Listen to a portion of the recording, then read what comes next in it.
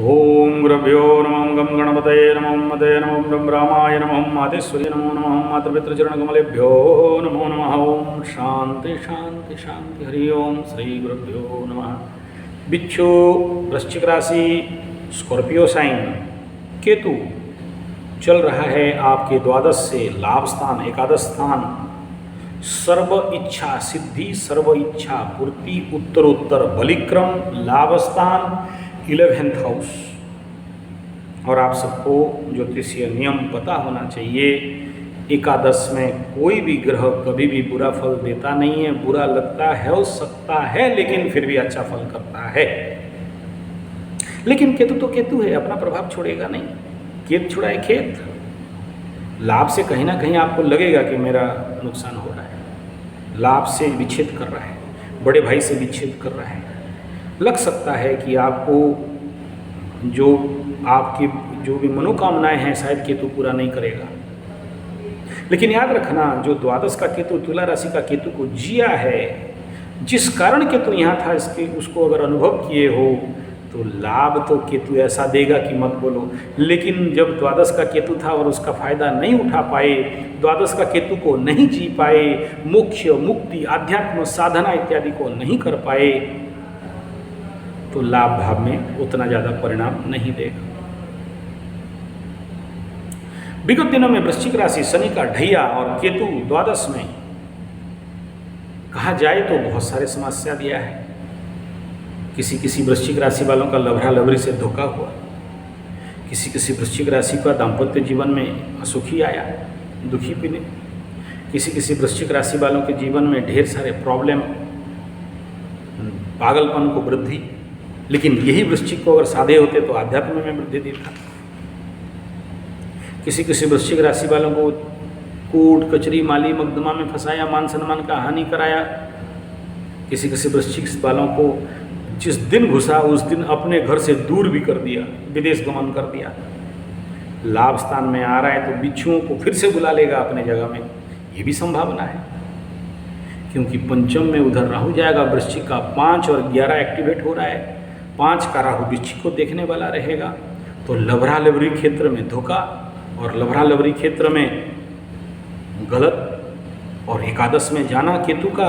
और केतु अगर आपके कुंडली में बुरा फल दे रहा है, कई प्रकार के लथ लगाना, sexual addiction, physical addiction, mental addiction इत्यादि करा सकता है। हालांकि एकादश का केतु यहाँ बुरा फल बोल के कहना गलत होगा, लेकिन केतु तो केतु है। केतु का दृष्टि वृश्चिक राशि के तृतीय स्थान मकर राशि के ऊपर जाना, छोटे भाई बहन पराक्रम इत्यादि का वृद्धि और छोटे भाई बहन को कहीं ना कहीं विच्छेदात्मक और कम्युनिकेशन में कहीं ना कहीं थोड़ा सा प्रॉब्लम, बोले आलू समझे लोग भालू, एक बोलेंगे दूसरा समझेंगे, ये परिस्थिति भी होगा। कन्या राशि का केतु वृश्चिक राशि वालों का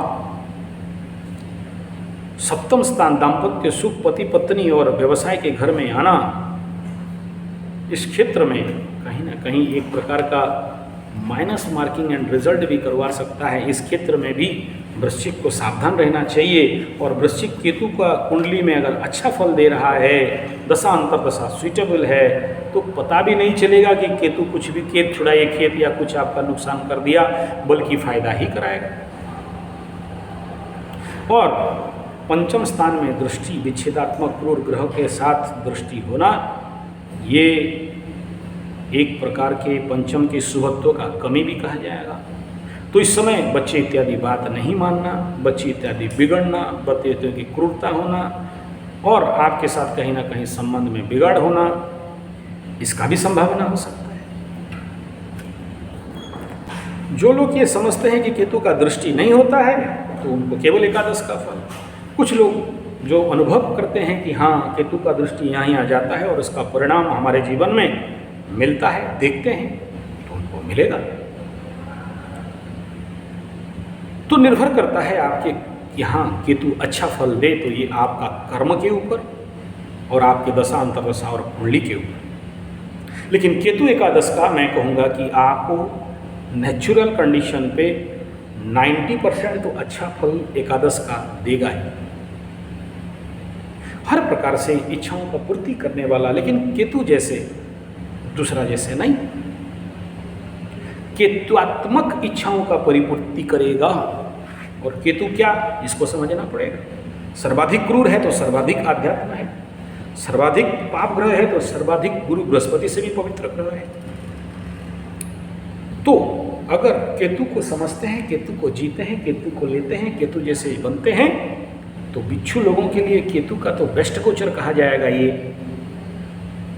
इसलिए इसमें उतना ज़्यादा चिंतित तो नहीं होना है, लेकिन चिंतित होना है पंचम स्थान के ऊपर दृष्टि।